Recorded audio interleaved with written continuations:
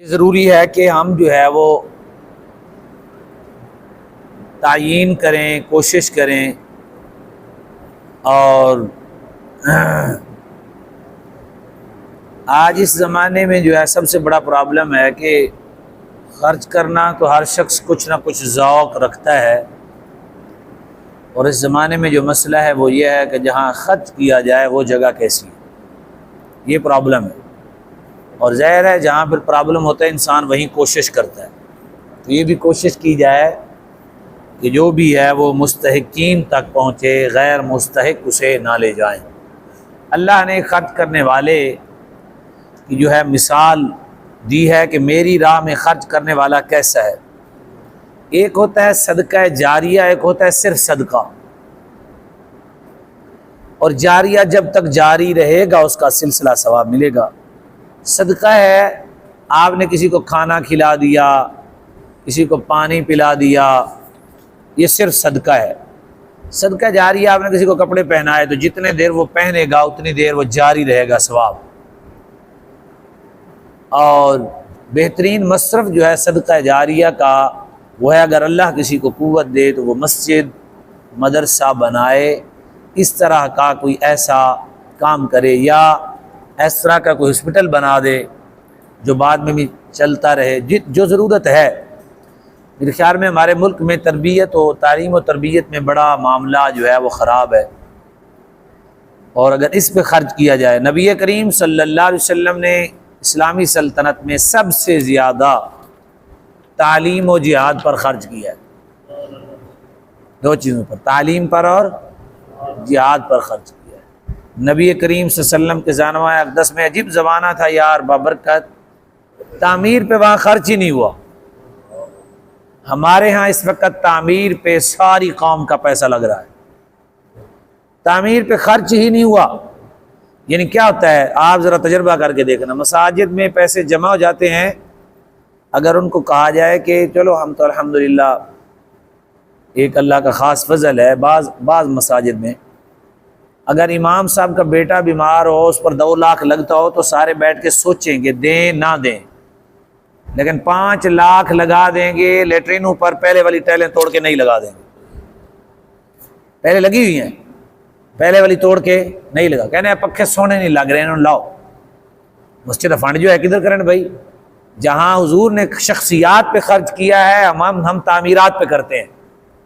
نبی کریم صلی اللہ علیہ وسلم نے زمینیں کس کو دی ہیں؟ بیچ کر مسجد کیوں نہیں بنائی؟ جب یہودی اٹھے ہیں وہاں سے، 3 قبیلے اٹھے ہیں یہودیوں کے مدینے سے، بنو نذیر، بنو قینقاع اور بنو قریظہ، محلات تھے ان کے پاس، زرخیز زمینیں اور باغات تھے، حضور نے ایک باغ بھی بیچ کے مسجد پہ نہیں لایا، سارے صحابہ میں بانٹ دیے۔ شخصیات پہ خرچ کیا نبی کریم صلی اللہ علیہ وسلم نے۔ اور ہمارے ہاں جو ہے وہ مساجد میں، یہاں تو ہمارے ماشاءاللہ پڑھے لکھے دوست ہیں، وہ مسجد جی میں ہے نہیں نکر بچی، اس طرح کی جو نکریں بچتی ہیں اس میں امام کا کمرہ بناتے ہیں۔ یہ صرف ہندوستان میں ہے، نہ افغانستان میں ہے نہ عرب میں ہے۔ عرب میں باقاعدہ طور پہ الگ مسجد جیسی کوٹھی بناتے ہیں، وہ باقاعدہ جیسے مسجد پہ خرچ کریں گے ویسے امام صاحب کے گھر پہ خرچ کریں گے، اور استقابل ہوگا۔ جا کے آپ عرب میں گھر دیکھیں، سعودی عرب میں جائیں، لیبیا میں جائیں، کویت میں جائیں، دبئی میں جائیں، جہاں بھی جائیں۔ ہمارے ہاں شخصیات کو چھوڑ کر تعمیرات پہ خرچ ہے، تعمیرات کا کوئی رزلٹ ہی نہیں ہوتا۔ یہ تھا طریقہ پرانا یہودیوں کا، اور نبی علیہ السلام نے اسے ناپسند فرمایا ہے۔ ہاں مجبوری ہے جہاں تک وہاں کیا جائے، لیکن میں نے اکثر مساجد میں آنکھوں سے دیکھا ہے، جہاں میں خود خطبات دیتا تھا، میرا کئی دفعہ وہاں انہوں نے کہہ دیا کہ حضرت صاحب ویسے تو بڑے امن والے ہیں لیکن ایسے ہی میں ٹانگ گڑا کے بہ گئے ہیں۔ جب میں پھر عرض کرتا ہوں کہ یار یہ اچھا نہیں ہے، آپ غلط خرچ کر رہے ہیں، وہ کہتے ہیں مسجد سونی تے بڑھ دیاں مولوی ویکھ دے نہیں نا، یہ کہتے ہیں سانو پیسے دیو، اسی مسجد سونی بڑھانی۔ جا یاد رکھیں، مسجدوں میں جا کے وزٹ کریں، مسجد میں لوگ مسجد کی خوبصورتی کو دین سمجھتے ہیں، مولوی جہاں مرضی رکھے، اس کو کچھ آتا ہے نہیں آتا۔ ظاہر اگر بہترین قسم کا عالم رکھیں گے، اس کو اعلیٰ قسم کا اخراجات اس کو اٹھانے پڑیں گے، وہ پھر مطالعہ کرے گا، پھر کتابیں لے گا، پھر دین پڑھائے گا۔ اور اگر ہوگا اس کی 20 25 30 ہزار تنخواہ ہوگی تو آپ خود سوچیں، یہ تو بچوں کا دودھ آ جاتا ہے، وہ پھر اور مصروفیات رکھے گا۔ اور جگہ پہ ٹیوشن پڑھائے گا، کوئی اور کام کرے گا، لوگوں کے پاس جائے گا، ان کے پاس چلا گیا، ان کی منتیں کرے گا، اس کی ٹیسی کرے گا، اس کی ٹیسی کرے گا۔ کبھی بھی زندگی میں جس کی مالی کمزوری ہے وہ بندہ دین، کوئی ہوگا اللہ کا ولی جو بیان کرے، وہ دین بیان نہیں کر سکتا، وہ کر ہی نہیں سکتا۔ انہوں پتہ ہے بابا ناراض ہو جانا، چاچا ناراض ہو جانا، فلانا ناراض ہو جانا جی میں گل کی تھی انہیں تو ناراض ہو جانا، حق بات کیسے کرے۔ اس وجہ سے کئی خرابیاں پیدا ہوئیں کہ مسجدیں مسمار کر کے پھر مسجدیں بنائی جاتی ہیں، مسجدیں ابھی ہوتی ہیں، لوگ 3 صفیں ہوتی ہیں، پھر ایک کنال لا کے پھر نال پھر پا دیتی ہے کنال جناب۔ ابھی جب صفیں 3 ہیں مسجد میں، 3 صفیں لوگ نماز پڑھتے ہیں، جمعے والے دن آتے ہیں تو گلیے پڑھا لو، وہ آدھے گھنٹے واسطے، بعد تو آتے 10 منٹ کے لیے، وہ کون سے 10 منٹ کے لیے جو آ رہا ہے اس کے لیے کنال اور خرید دی گئی ہے،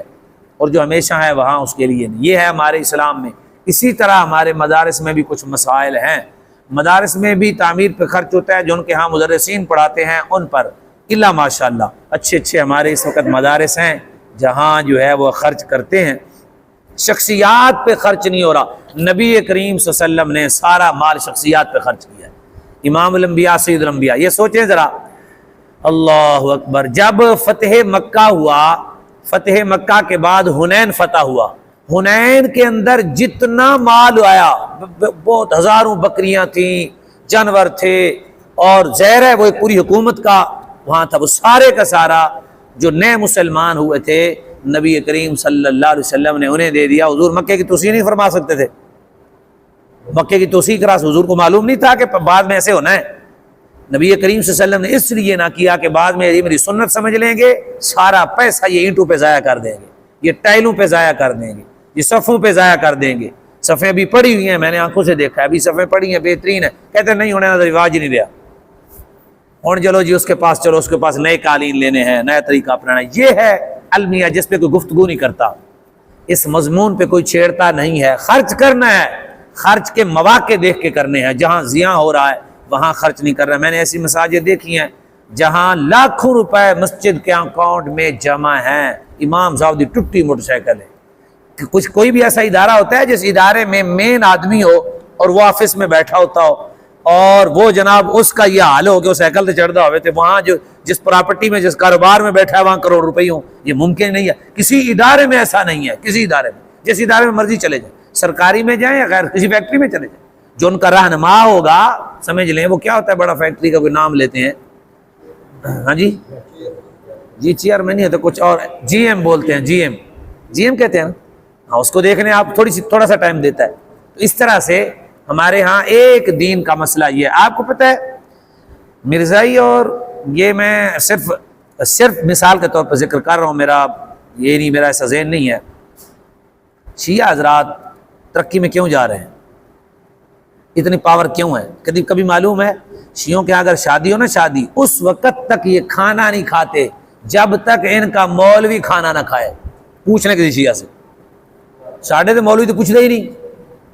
تو مولوی صاحب ایسی نصیحت کرو، اے کی کرنا ایسی ختم پڑا تو ٹھیک ہے، مجھ سے نکاح ہو گیا، یہ ہو گیا، کتنے پیسے رہنا کہ جی 10,000، او مولوی صاحب 10,000، استغفر اللہ ولا حول ولا، لٹ دے مولوی صاحب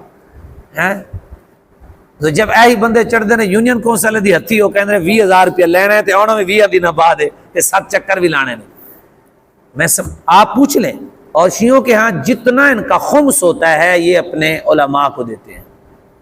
اس لیے اس وقت ان کی تاریخ منظور۔ بھائی بانی لوگ مضبوط ہوں گے تو وہ تنظیم مضبوط ہوگی، مالی طور پہ حضور نے اپنی تنظیم، اس وجہ سے ہمارے ہاں کیونکہ جو اسلام کے بانیان ہیں، جو اوپر چڑھ گئے ہیں وہ دیندار نہیں رہے، جو نیچے ہیں ان کو ہم نے نہیں چھوڑا، اس طرح سے معاملات ہیں۔ میں ایک راز سے پردہ ہٹانا چاہتا تھا، شاید میری بات آپ کو سمجھے۔ ہمارے ہاں المیہ یہ ہے، جب کوئی بات کرتا ہے تو ہم اسی پہ اعتراض کرتے ہیں، کہتے ہیں نہیں یہ پیٹ پیڑے اے چاندہ ہے، یعنی ہم کام نہیں کریں گے اور اس طرح سے کریں گے۔ تو یہ ہیں معاملات جو ہمارے ہاں ہیں۔ اور دوسرا المیہ یہ ہے، اور ہمارے ہاں کئی بدنامیاں ہو گئیں، وہ اس طرح سے یہی ہیں کہ ہمارے ادارے میں، ہمارے جو مذہبی ادارے ہیں ان میں پھر کچھ 2 نمبریاں بھی ہو گئیں، وہ ہر جگہ پہ ہوتی ہیں۔ تو اس طرح کے معاملات ہیں، آپ حیران ہوں گے، آپ کو معلوم ہونا چاہیے اس وقت، کیونکہ ہندوستان میں انگریز آیا نا، تو اس نے جب دیکھا کہ 100 سال میں نہ لڑدا کون رہے ہے، انہوں نے کہا مولوی انہوں نے دماغ خراب ہے میرے نہ لڑتے رہے، انہوں نے کہا مولوی تھوڑا میں ایسا کام کر کے جاؤں گا زندگی ساری یاد کرو گے، تسی میرے نہ 100 سال لڑے ہو نا، تو میں بھی تمہیں ذلیل کر کے جاواں گا۔ تو یہ معاملہ بنا۔ اس نے کیا کیا، 1 ایکڑ موچی دا، 1 ایکڑ لوہار دا، 1 ایکڑ نائی دا، 1 ایکڑ مولوی دا، جی اکاڑے میں صحیح وال میں پاک پتمن میں اب بھی ہے۔ اور مولوی صاحب کو کہا 1 ایکڑ لے لو مسجد میں، تم مسجد میں نائیہ دے وال بڑھان، مولویہ دے مسجد نماز پڑھان، 1 ایکڑ برابر۔ آپ حیران ہوں گے، اس وقت اس نے فارس بنائی تھی، تو یہ اس نے کام کیا۔ عرب میں اس وقت کتنے معاملات خراب ہیں، اللہ کرے دین آ جائے انشاءاللہ تعالی۔ میں نے وہاں حج پہ گیا تو گاڑی کے اوپر اس نے گاڑی نہیں روکی، سرکاری گاڑی تھی، سامنے ایک شخص آیا، کوئی سٹاپ نہیں تھا، اس نے سرخ رومالہ پہنا ہوا تھا، اس نے کہا متوا یعنی میں مولوی ہوں، مسجد دا امام، اس نے گاڑی روک دی، کوئی سٹاپ نہیں تھا، حالانکہ سعودی عرب میں مشکل کام ہوتا ہے۔ اس نے روکا، جب وہ بیٹھ گیا میں نے آنکھوں سے دیکھا ہے، جب وہ بیٹھ گیا اس نے کہا کہاں جانا ہے، عربی میں اس نے کہا ادھر، اس نے کہا میں نے ادھر نہیں جانا، روکو۔ پھر وہ مین پہ اس نے پھر روکا، پھر وہ اتر گیا، حیران ہو گیا۔ اور پھر میں نے وہاں کے علماء سے ملاقات کی، ظاہر ہے ان سے پوچھنا تھا کیا کیا حالات ہیں آپ کے، کیسا چلتا ہے، کیا طریقہ کار ہے آپ کا۔ تو وہاں معلومات ملی ہے کہ اکثر جو بڑی مساجد ہیں ان میں مولویوں کی تنخواہ ہی نہیں ہے، کیا بالخصوص مکہ اور مدینہ، تنخواہ ہی نہیں۔ آپ سوچیں گے بیچارے پھر وہ گزارا کیسے کرتے ہوں گے؟ ان کا گزارا ایسے ہوتا ہے کہ ہر مہینے ان کو چیک اوپن دے دیا جاتا ہے، جتنا ان کی ضرورت ہوتی ہے وہ چیک پہ لکھتے ہیں، وہ ان کو مل جاتا ہے، اوپن چیک ملتا ہے ان کو حکومت کی طرف سے۔ یعنی اس طرح سے میں نے وہاں مساجد بنی ہوئی دیکھی، جو ائمہ لوگ ہیں وہاں مساجد بنے۔ بتانے کا مقصد یہ ہمارے ہاں اسی طرح ہے، اسی طرح بالکل ہے، ہم مانگنے والے کو دے دیتے ہیں، ہمارے پاس جو نوکر ملازم کام کرتا ہے اس کی ضروریات کے بارے میں ہم معلومات نہیں لیتے، مانگنے والے کو دے دیتے ہیں۔ ہم رکشے پہ جب بیٹھتے ہیں تو رکشے والا غریب ہوتا ہے، 10 روپیہ نہ ہونا، لڑائی لے کے کھڑو جانے ہیں جناب، لڑائی لیں، اس کے ساتھ بحث مباحثہ کریں، یہ سنت ہے۔ میرے ساتھ ایک طالب علم تھا، میں نے کسی انگور لینے تھے، میں نے پوری بحث کی اس سے، وہ پیچھے شاگرد میرا بھی پریشان سی، وہ آسان ہو گیا، میں نے صرف اس کو سمجھانا تھا، پوری بحث کی، نہیں اتنے کا نہیں، اتنا کا نہیں جی لکھا ہے، میں کہ نا ایسے کرو فلاں کرو، ایسے کرو، لڑ کے اس نے 50 چھوڑے، جب میں نے دیے تو وہ 50 بھی دے دیے، میں نے اس کو وہ 50 بھی دے دیے۔ اور بچے کو میں نے کہا بیٹا میں نے ایسے کیوں کیا ہے؟ اس نے کہا پتہ نہیں، میں نے کہا بیٹا اس لیے کہ سنت رسول ہے، ایویں نہیں چپ کر کے جا کے چیز لے لینی،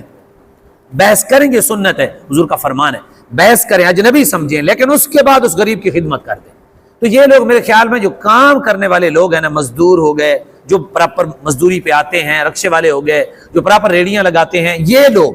یہ احباب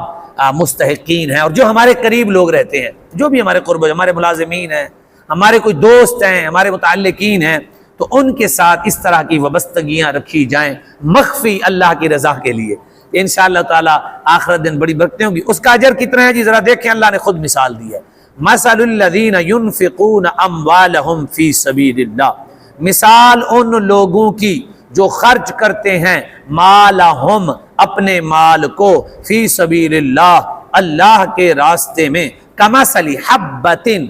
دانے کی طرح ہے، دانے کی مثال کی طرح ہے، یعنی دانے کی مثل ہے، دانے کی مثل ہے، انبتت 7 سنابل فی کل سنبلۃ 100 حبہ، فرمایا آپ ایک دانہ زمین میں لگائیں، میری طرف غور کرنا ہے، ایسے دانہ لگایا، وہ گندم اگی، اس نے اپنا سٹا بنایا نا، اس کے اندر اس طرح نا بڑی خوبصورت سی بالیاں بنی ہوتی ہیں، ادھر ادھر آپ نے ایک دانہ لگایا، وہ جب اوپر ہوئی تو اس کے اندر 7 بالیاں ہو گئیں، کتنی؟ 7، ادھر ادھر ادھر ادھر ادھر ایسے ایسے، ابھی کبھی دیکھا ہو تو 7 بالیاں، ہر بالی میں 100 دانہ، لگایا کتنا تھا؟ بنے کتنے؟ 700۔ اللہ نے مثال دی کہ میری گندم کو دیکھو، تم ایک لگاتے ہو، جیسے میں یہاں 700 دانہ بنا دیتا ہوں، تم میرے نام پہ خرچ کرو، یقیناً تمہیں 700 دوں گا۔ یہ دنیا کی بات ہے بھئی، دنیا میں 700 ملنا ہی ملنا ہے۔ کہیں سے بخار آنا تھا، لاکھ روپیہ لگنا تھا، وہ بچ گیا۔ داڑھ میں درد ہونا تھا، ڈاکٹر 5-6 گھوم کر 2-3 لاکھ لگنا تھا، وہ بچ گیا۔ پیٹ میں ایسی درد ہونی تھی، کسی کو سمجھ نہیں آنی تھی، وہ 2-4 لاکھ لگ جانا تھا، وہ بھی بچ گیا۔ اس طرح سے کسی نے آپ کو دھوکہ دینا تھا، اس نے دینے ہی نہیں تھے، اللہ نے اس سے بچا لیا۔ اس طرح کر کے اس نے اپنا جو وعدہ کیا ہے وہ پورے کا پورا کر کے دینا ہے، برکات آئیں گی، کئی مسائل سے بچ جائیں گے۔ تو معلوم ہوا مالی حفاظت کے لیے مال کو خرچ کرنا بے حد ضروری ہے، ہر طرح سے اللہ تبارک و تعالی مالی حفاظت فرمائے۔ اللہ فرماتا ہے انبتت 7 سنابل، فرمایا اللہ تعالیٰ پھر 7 جو ہے نا وہ بالیاں اگائے، فی کل سنبلہ ہر بالی میں 100 حبہ 100 دانہ ہو۔ 100 اللہ نے فرمایا اتھے بھی نہیں، میں تے قادر ہاں، اے تے ستا تسی ویکھیا ہے نا، فرمایا واللہ یضاعف لمن یشاء، اللہ دگنا در دگنا کرتا ہے جس کے لیے چاہتا ہے،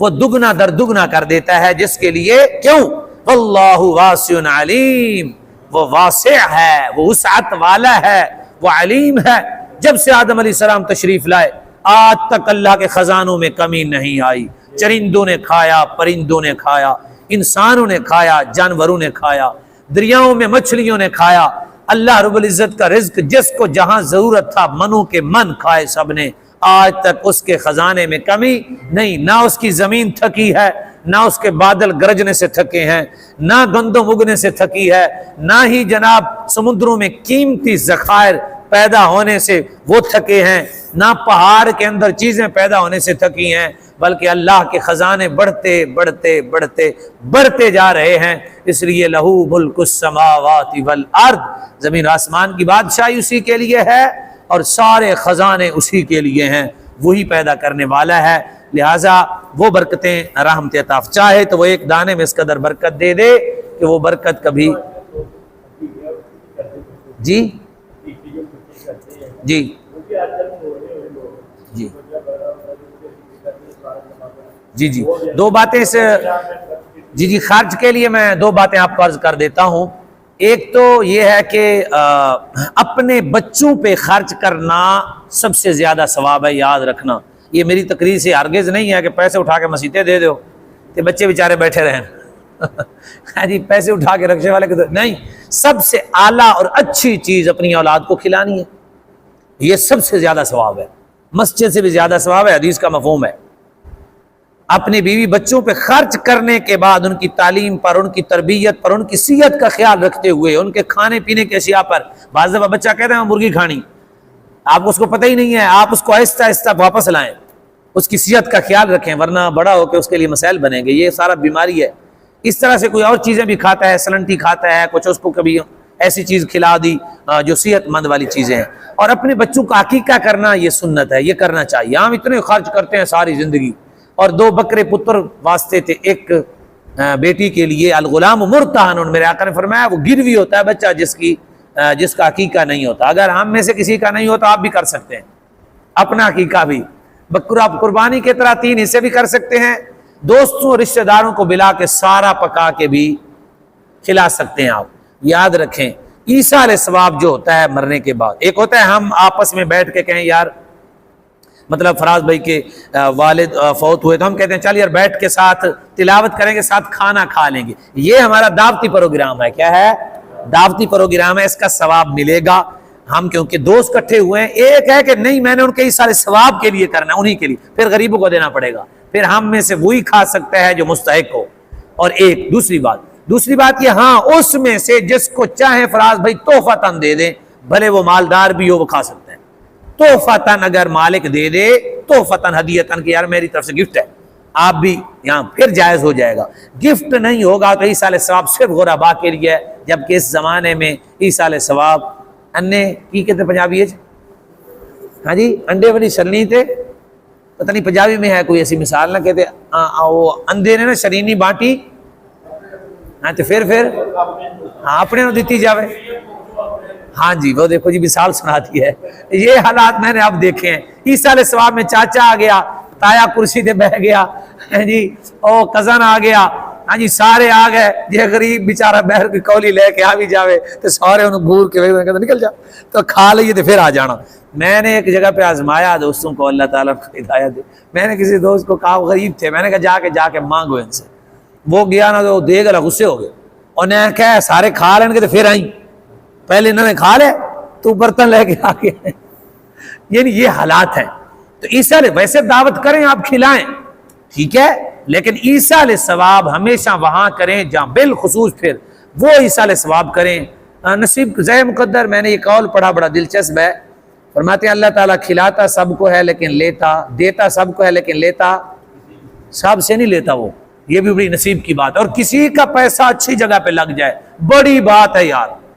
بعض وہ بیچارہ ہم کوشش کرتے ہیں نہیں لگتا اچھی جگہ پہ، پھر بعد میں پتہ چلتا ہوئے یار میں بھائی ایم فلاں، اگرچہ ثواب ضائع نہیں ہوگا، ثواب ہمیں ملے گا، لیکن وہ جو صدقہ جاریہ ہونا تھا وہ رک گیا، اس طرح سے اس نے سگریٹ خرید لی، اس نے نشہ کر لیا، ہمیں ثواب ملا۔ لیکن اگر وہ اسی رزق سے کوئی چیز خرید لیتا، کوئی اسے کام آتا، تو ہمیں کیا ہوتا ہے؟ ثواب صدقہ جاریہ۔ بہترین اس زمانے میں صدقہ جاریہ ہے کسی بچے کی تعلیم پر خرچ کرنا، کسی بچے کی، آپ اپنے بھتیجا لے لیں، آپ اپنا بھانجا لے لیں، یہ بڑا اچھا ہے۔ آپ اسی طرح سے قریبی رشتہ دار اپنے قبیلے میں کسی دیکھیں آپ کا بھائی کمزور ہے، وہ اپنے بچے اچھے نہیں پڑھا رہا، آپ اس کے ساتھ تعاون کریں، اس کے بچے کو پڑھائیں، تعلیم پہ خرچ کریں، اس کو دینی دنیاوی دونوں تعلیم، وہ جہاں سے نفع لے گا آپ کو ثواب ملے گا تعلیم پر۔ تعلیم کے بعد پھر ہے مسجد و مدرسہ، پھر بھی وہی تعلیم پہ ہوگا، وہ جتنی دیر لوگ بیٹھ کے وہاں پڑھیں گے، جو وہاں آئیں گے پڑھیں گے، ان پر خرچ کیا جائے۔ یہ ہمارے صدقہ جاریہ ہے، مسجد ہے، مدرسہ ہے، ہاسپٹل ہے، کہیں پانی کی سبیل لگا دی، جتنا عرصہ لوگ پانی پیتے رہیں گے۔ اور اسی طرح کوئی آپ نے کسی کو گھر لے کے دے دیا، یار جتنا عرصہ وہ رہے گا، اللہ تعالیٰ کسی کو طاقت دے، کو بعض احباب کرتے ہیں نا ایسا، تو کسی غریب کو گھر لے کے دے دیا، اس کے پاس گھر نہیں تھا، تو وہ جتنا عرصہ، اب گھر تو ختم نہیں ہونے والا نا،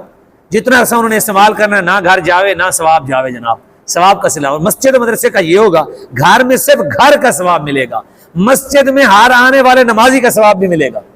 ذکر کرنے والے کا ثواب بھی آپ کے حصے میں ہوگا، مدرسے میں ہر پڑھنے والا بچے کا بھی آپ کو ثواب ملے گا، بطور جگہ استعمال کریں گے وہ بھی ثواب، جو پڑھیں گے وہ بھی ثواب ملے گا۔ تو یہ اس طرح سے ہمارے جو